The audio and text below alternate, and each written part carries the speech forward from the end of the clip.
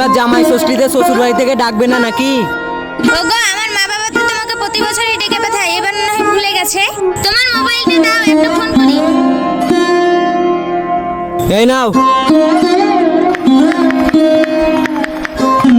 Hello মা। হ্যাঁ মা বল। বলছিলাম মা, এবার জামাই ষষ্ঠীতে তোমার জামাইকে ডাকলে না? ও ডাকবো না কেন, ভাবছিলাম আমি এখনই ফোন করব। ও ভালোই হলো তুই ফোন করলি, ছোট জামাইতে চলে এসেছে। তুই এক কাজ কর, কাল সকালে তুই আর জামাই চলে আয়। ঠিক আছে মা, রাখছি তাহলে। হ্যাঁ মা রাখ। কি গো, কি বললো তোমার মা?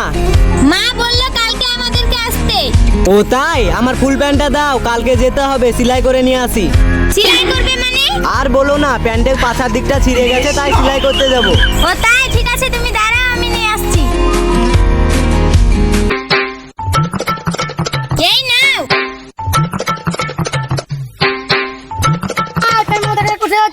আর বলিস না, প্যান্টের পাছার দিকটা ছিঁড়ে গেছে, তাই সেলাই করতে যাচ্ছি। শালা সারাদিন কিপটে হয়ে থেকে গেলি, প্যান্ট ছিঁড়ে গেল কি হয়েছে? শালা কিনে লেগা। চুপ তো বে, তোদের কথা শুনলে আমাকে গলায় দড়ি দিয়ে মরতে হবে। এই রে ভাই, জীবনে অনেক কিপটে দেখেছি, এই শালা মতন জীবনে কিপটে দেখিনি। কি গো, তোমার কি তাড়াতাড়ি বের হচ্ছে না নাকি? তুমি এত লেট করছো, মনে হচ্ছে মেয়ে ছেলের মতো বের হচ্ছ। নাও একটু ধরো। অনেকদিন পর তো শ্বশুর বাড়ি যাচ্ছি, সেন্ট পেন তো একটু ভালো করে লাগাতেই হবে। তো অনেকদিন পর যাচ্ছ বলে সারাদিন ধরে সাজবে নাকি? চলো তাড়াতাড়ি। হ্যাঁ চলো চলো।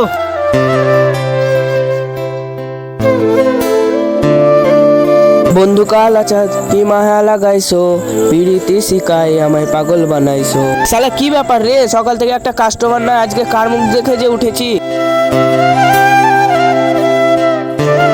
কিনিমাই ভাই, শ্বশুর বাড়ি যাবে নাকি? হ্যাঁ যাবো তো মনে করছি। কি মানে মানে করছো? আমি হেঁটে যাবো নাকি? চলো টোটোতে। এই টোটো ভাই, ভাড়া কত নেবেন? দুজন আছো, 100 টাকা দিবে, অনেকটা তো পথ। আরে 100 টাকায় নেবে? আমি 7 করে টোটো বের করেছি বলে বললাম 100 টাকা, অন্য টোটোওয়ালা হলে 200 টাকা চাইতো। শোনো ভাই, 100 টাকা নিও না, 90 টাকা নিও, আমাদের দুজনা চা খাওয়া হবে।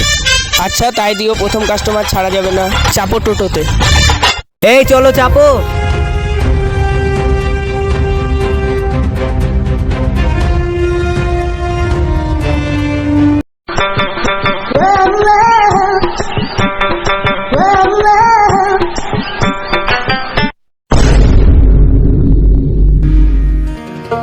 এই লাও ভাই। এখন তো খুচরো নাই, পরে নিয়ে নেবে 10 টাকাটা।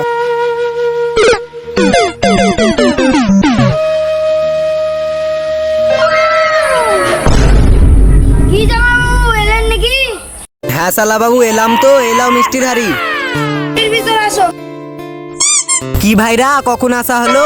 এ তো ভাইরা কাল এসছি, এসে থেকেই তো শরীরটা খারাপ হয়ে গেছে। কেন, কি হয়েছে আপনার? একই মা, শরীফা আসলি, আয় ঘরে আয়। কি ভাইরা বললেন না যে কাল থেকে কি করে শরীর খারাপ হলো? ওদিকে চলেন বলছি।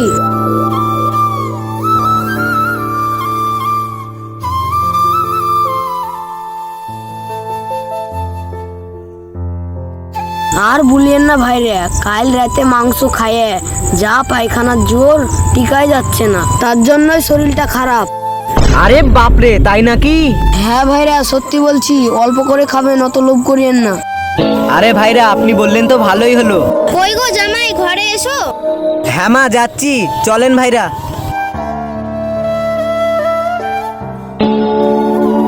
আপনি বললেন তো ভালোই হলো, এবার থেকে কম কম করে খাবো, নাহলে আপনার যা অবস্থা আমারও ওরকমই হতো। ঠিক আছে ভাইরা, আপনি বাড়ির দিক যান, আমি তো বাড়িতে বসে আছি, একটু বাইরে আনে ঘুরে আসি। জামা, জামাইকে খেতে দেগা। কই গো এসো।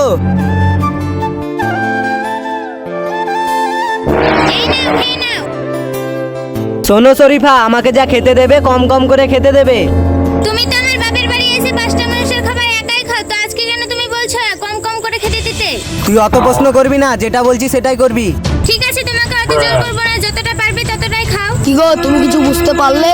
কিছু তো বুঝতে পারলাম না। তাহলে এদিকে এসো। তোমার ভাইরা তো 5 জনের খাবার একাই খায়, তাহলে এখন খাচ্ছে না কেন?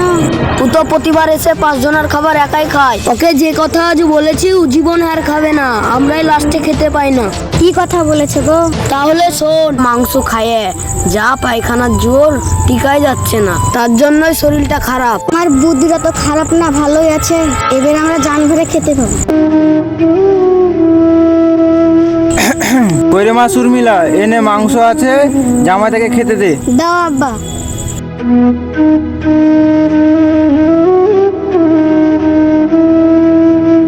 কি গো, বাজার থেকে কখন আসলে? এই তো সবে মাত্র এলাম এখন।